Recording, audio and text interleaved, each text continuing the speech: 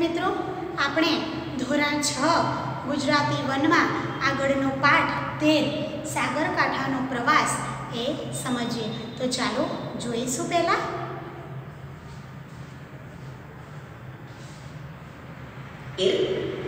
સાગરકાંઠાનો પ્રવાસ। વિદ્યાર્થી મિત્રો, તમે પેલી કવિતા જરૂર સાંભળી હશે। जय सोमनाथ जय द्वारकेश जय बोलो विश्वना नाथनी। स्वर्ण अक्षरे लक्ष्य कवियों यश गाथा गुजरातनी। आ गुणवंती गुजरातनी जय जय गरवी गुजरातनी। आ कविता तमे भणी पण गया हशो। कवितामां आपणा गुजरात राज्यना गुणगान गावामां આવ્યા છે। गुजरात एक विकासशील અને સમૃદ્ધ રાજ્ય છે। ગુજરાત રાજ્યનો દરિયા કિનારો 1600 કિલોમીટરથી વધુ લાંબો છે। આ દરિયા કિનારે કેટલાય જાણીતા સ્થળો અને તીર્થધામો છે। તો ચાલો લેખક રઘુવીર ચૌધરીએ લખેલો પાઠ સાગરકાંઠાનો પ્રવાસ ભણીએ અને ગુજરાતના 1600 કિલોમીટરના દરિયા કિનારે લટાર મારીએ।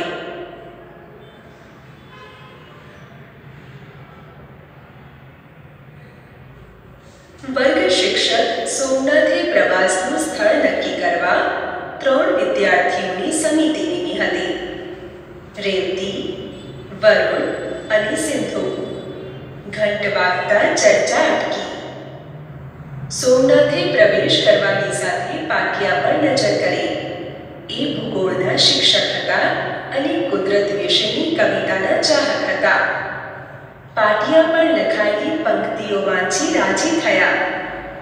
વિદ્યાર્થીઓ સામે ફરીને બોલ્યા, પ્રવાસ એટલે મુસાફરી અને સમિતિ એટલે નાની મંડળી। રેલાઈ આવતી છોને બધી ખારાશ પૃથ્વીની। સિંધુના ઓરમાંથી દોડશે અમી વાદળી। આ પહેલાના તાસમાં ગુજરાતીના શિક્ષકે આ મુક્તક લખ્યું હશે એમ માનીને સોમનાથ ભૂસવા ગયા। ત્યાં રેવતીએ વિનંતી કરી, રહેવા દો સાહેબ, એ સુભાષિત જન્મદિવસની શુભેચ્છા છે।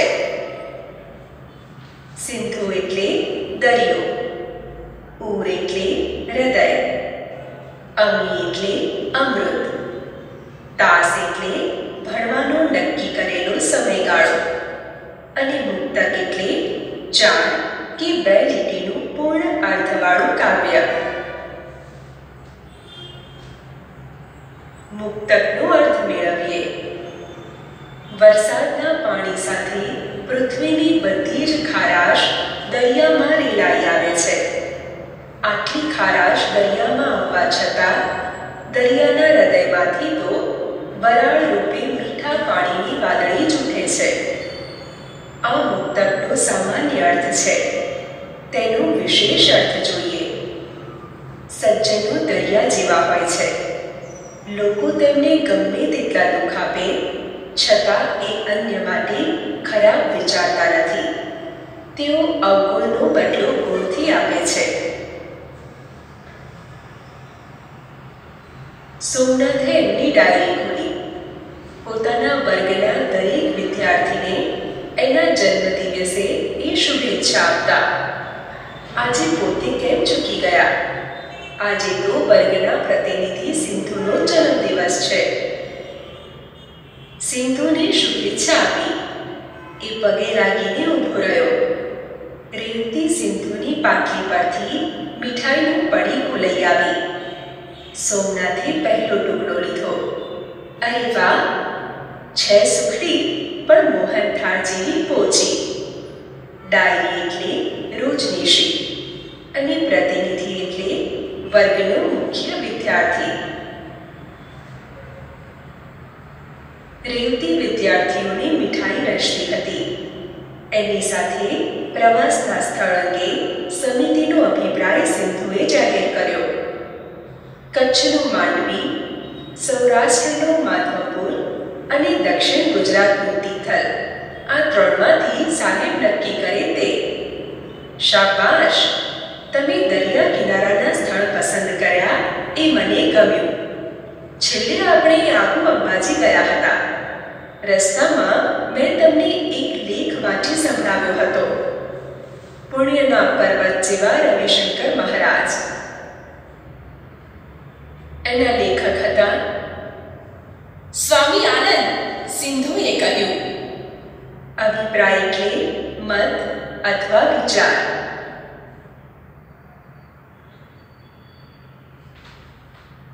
પર્વતની ઊંચાઈ જોનારે સમુદ્રના ઊંડાણ વિશે પણ જાણવું જોઈએ. ગોળમેજી પરિષદમાં ભાગ લેવા ગાંધીજી ઇંગ્લેન્ડ જઈ રહ્યા હતા. ઝવેરચંદ મેઘાણીને ખાતરી હતી કે બાપુ અપમાન વેઠી લેવાની ઉદારતા ધરાવે છે. તેથી એમણે ગાયેલું, સાગર કિનારા અંજલિ નવઢોળજો બાપુ. ગાંધીજી દરિયાવદે હતા. એમણે કદી કોઈને શાપ ના આપ્યો, આશીર્વાદ આપ્યા. એમના હૃદયમાંથી અમી વાદળી ઉઠી. પરિષદ એટલે ચર્ચા વિચારણા માટેની સભા. વેઠવું એટલે સહન કરવું. અંજલિ એટલે ખોબો. અને દરિયાવદે એટલે ઉદાર. પર્વતની ઊંચાઈ જોનારે સમુદ્રના ઊંડાણ વિશે પણ જાણવું જોઈએ.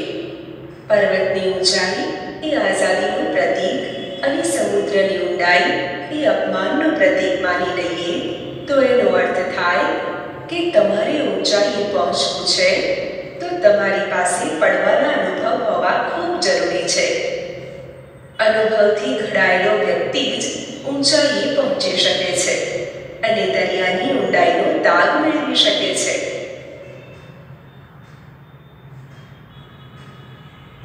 સાહેબ પ્રવાસનું સ્થળ નક્કી કરવાનું ભૂલી ગયા લાગે છે.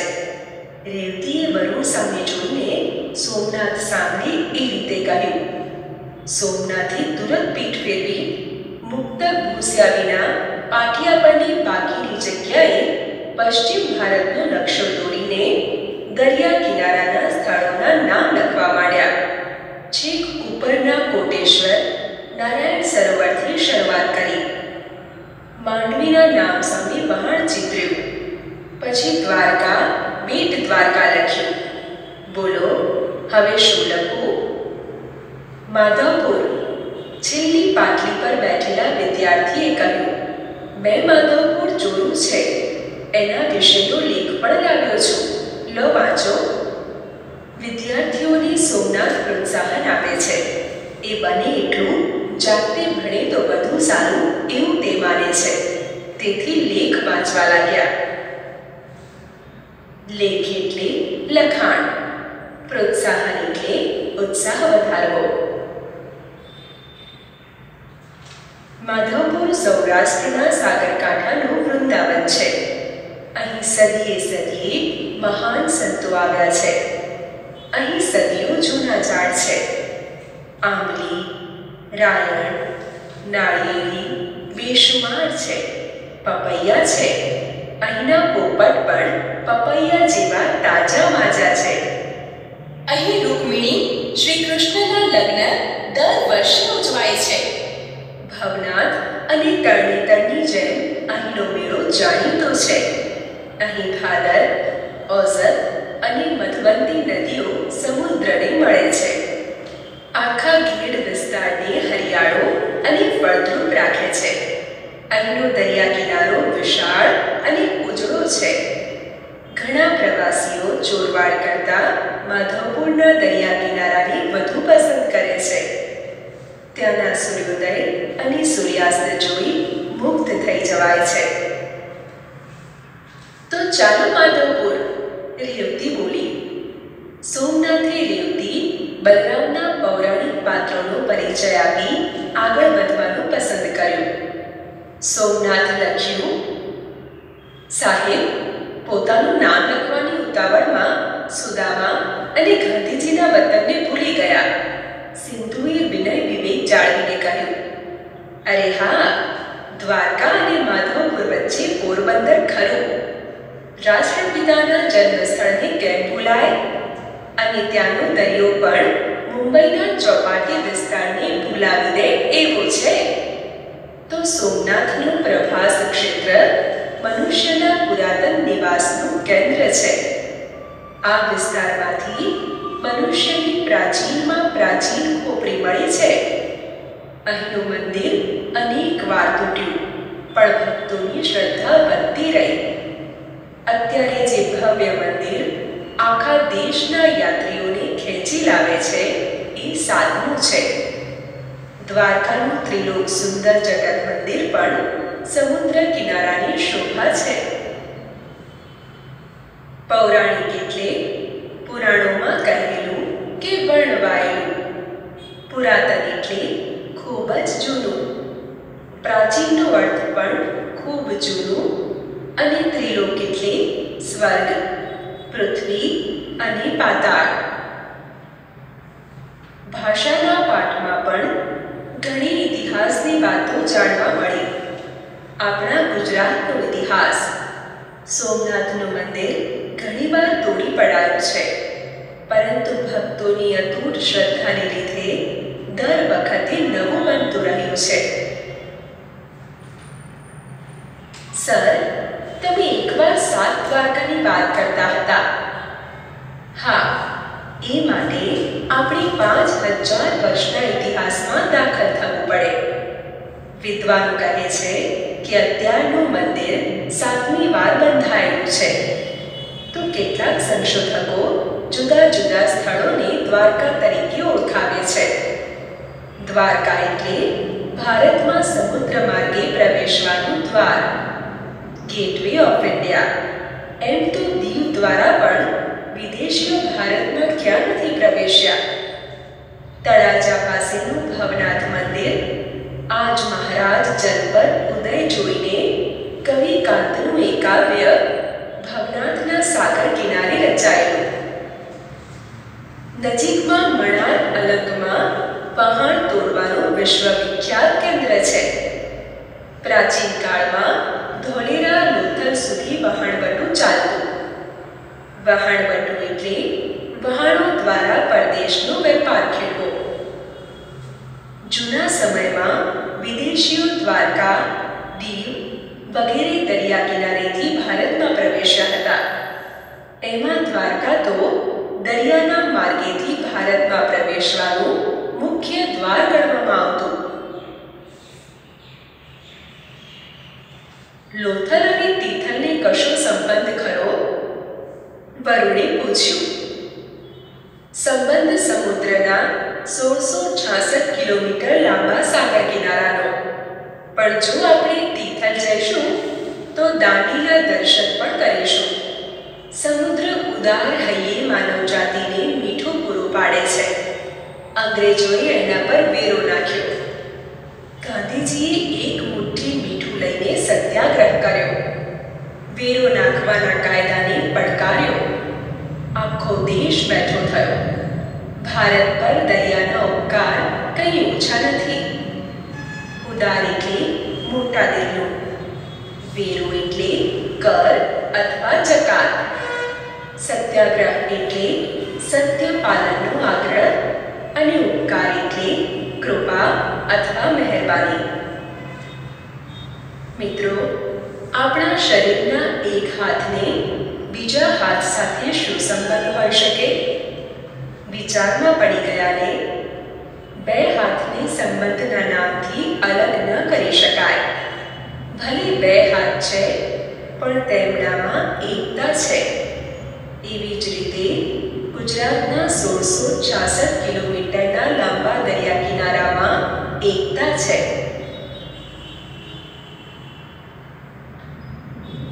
સર, આપણે દીવથી દાંડી સુધી નૌકાનો પ્રવાસ કરીએ તો કેવી મજા આવે?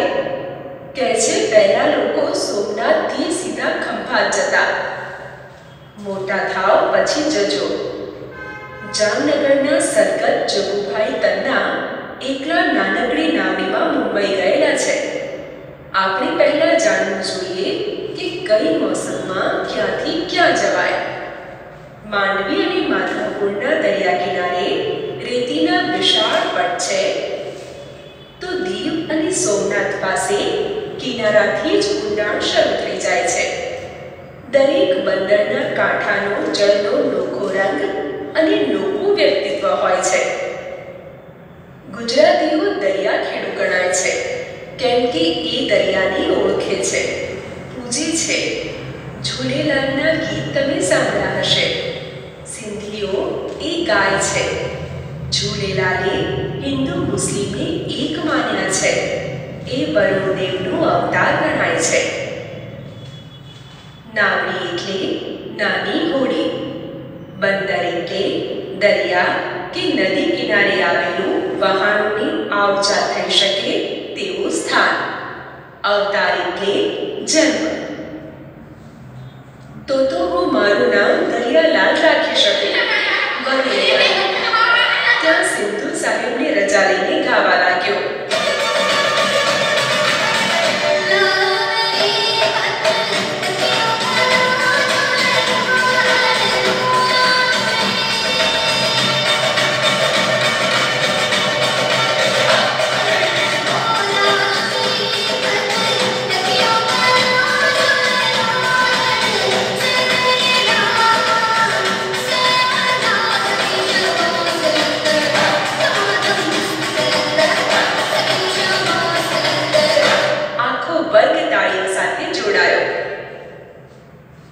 પદ એટલે આબરૂ અથવા ઇજ્જત અને ઝૂલેલાલ એટલે સિંધી સમાજના ભગવાન.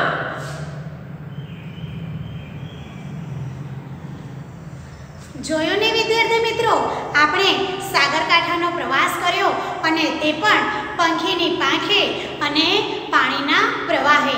કેવો ઝડપથી પ્રવાસ કર્યો અને તે પણ બેઠા બેઠા. આપણે પણ પ્રવાસમાં ગયા હતા. જે વિદ્યાર્થીઓ પ્રવાસમાં ગયા હતા તે વિદ્યાર્થીઓને ખબર જ છે કે લેપર્ડ સફારીમાં આપણે કેવી મજા કરી હતી. તો હવે વિદ્યાર્થી મિત્રો, હવે તમે જુઓ કે સાગરકાંઠાના પ્રવાસમાં આપણે જોયું કે પોરબંદર એ આપણા ગાંધીજીનું શું છે? ગાંધીજીનો જન્મ સ્થળ છે, હે ને? ગાંધીજીનું શું છે? જન્મ સ્થળ.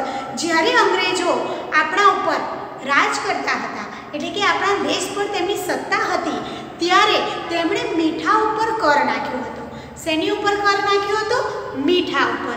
તો આપણા ગાંધીજીએ દાંડી કૂચ કરી અને એક ચપટી મીઠું લઈ અને એક મુઠ્ઠી મીઠું લઈ અને એ કર તેમણે નાબૂદ કર્યો. આ રીતે એ પોરબંદરને કેમ બોલાય? લોથલ. આપણે જોયું કે મનુષ્યની જે ખોપડી છે, જે મસ્તકની ખોપડી, એ જૂનામાં જૂની ત્યાંથી મળી આવેલી છે. આવી રીતે આપણે સાગરકાંઠાનો પ્રવાસ કર્યો. તો વિદ્યાર્થી મિત્રો, આપણે આગળ જોઈએ. હવે જોઈએ ત્યારે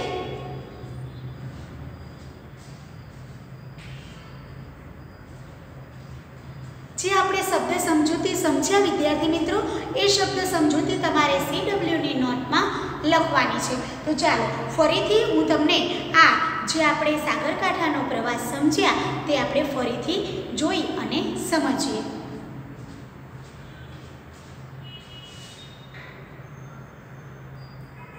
લોથલ સર તો ચાલ.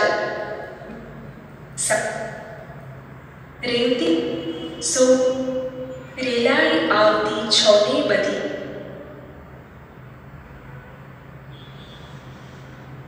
વર્ગ શિક્ષક સોમનાથે પ્રવાસનું સ્થળ નક્કી કરવા 3 વિદ્યાર્થીઓની સમિતિની. હવે વર્ગ શિક્ષકે સમિતિ રચી હતી કે આપણે કઈ જગ્યાએ પ્રવાસમાં જવું. સમિતિ એટલે 3-4 બાળકોનું એવું જૂથ. તો સ્થળ નક્કી કરવા 3 વિદ્યાર્થીઓની શું નિમી હતી? સમિતિ વર્ગ શિક્ષકે નિમી હતી. હવે ક્લાસમાં એક સરસ મજાનું એવું એક મુક્તક એટલે કે એક કાવ્યની 2 પંક્તિ એ લખેલી છે. તો ચાલો આપણે જોઈએ અને સમજીએ.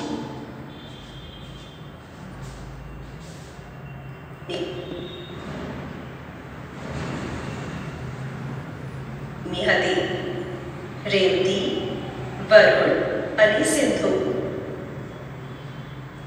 હવે આ સમિતિમાં 3 જણ હતા. કોણ કોણ હતા?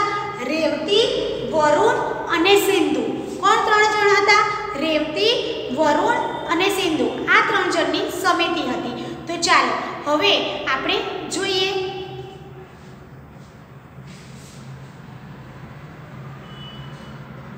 ઘંટ વાગતા ચર્ચા અટકી. સોમનાથે પ્રવેશ કરવાની સાથે પાટિયા પર નજર કરી. એ ભૂગોળના શિક્ષક. હવે સોમનાથ એમના વર્ગ શિક્ષક હતા. કોણ હતું? વર્ગ શિક્ષક. સોમનાથ જ્યારે ક્લાસમાં પ્રવેશે છે ત્યારે એમણે પાટિયા ઉપર નજર કરી. તો પાટિયા ઉપર લખ્યું હતું, રેલાઈ આવતી છોને બધી ખારાશ પૃથ્વીની, સિંધુના ઉરમાંથી તો ઉછરે અમી વાદળી. આવું લખેલું હતું. હવે આ સોમનાથ છે એ ભૂગોળના શિક્ષક હતા. તેથી તેમણે થોડું સિંધુ વિશે સમજાવ્યું. તો ચાલો જોઈએ.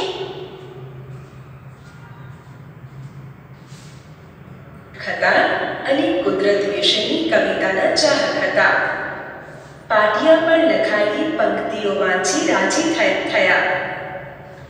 હવે જે શિક્ષક હતા તે ભૂગોળના શિક્ષક હતા અને એમને કુદરત વિશેની કવિતાના તે મારા જેમ ચાહક હતા. એમને કવિતા લખવાનો પણ શોખ હતો. તો આ પાટિયા પર લખાયેલી જે પંક્તિઓ એ લખેલી હતી તે વાંચી અને સોમનાથ તો કેવા થયા? શિક્ષક તો ખુશ થયા. હવે વર્ગ શિક્ષકનું નામ શું હતું એવો પ્રશ્ન પૂછાય તો આવડવો જોઈએ કે વર્ગ શિક્ષકનું નામ હતું સોમનાથ. અને સમિતિ જે રચી હતી એ સમિતિ કોની હતી? તો રેવતી, વરુણ અને સિંધુની હતી. અને પાટિયા પર કયું મુક્તક લખ્યું હતું?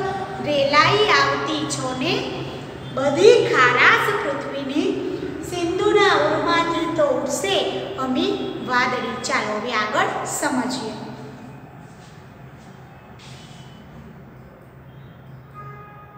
વિદ્યાર્થીઓ સામે ફરીને બોલ્યા. પ્રવાસ એટલે મુસાફરી અને સમિતિ એટલે નાની મંડળી. રેલાઈ આવતી છોને બધી ખારાશ પૃથ્વીની, સિંધુના ઉરમાંથી તોડશે અમી વાદળી. આ પહેલાના તાસમાં ગુજરાતીના શિક્ષકે આ મુક્તક લખ્યું હશે એમ માનીને સોમનાથ ભૂસવા ગયા. ત્યારે હવે આ મુક્તક પાટિયા પર લખાયું ત્યારે હવે શિક્ષકને એવું લાગ્યું કે આ પહેલાના તાસમાં ગુજરાતીના ટીચરે ગુજરાતીના શિક્ષકે આ મુક્તક લખ્યું હશે. પણ ના, આ મુક્તક એવું નહોતું. આમ ભૂસવા જતા હતા અને રેવતી બોલી. એમના મનમાં એવું કે ગુજરાતીના કોઈ ટીચરે લખ્યું હશે. તો એ ભૂસવા જતા હતા અને રેવતી બોલી. શું બોલી જોઈએ ત્યારે.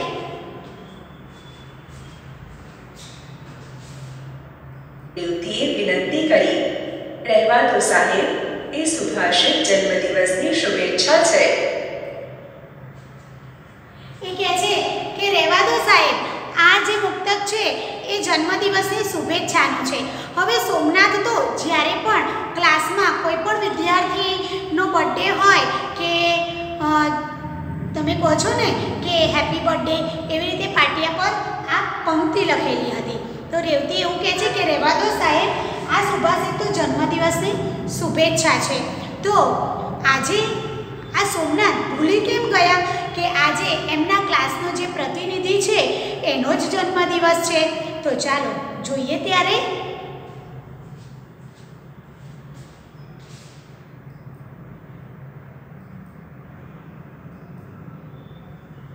સિંધુ એટલે દરિયો, ઉર એટલે હૃદય.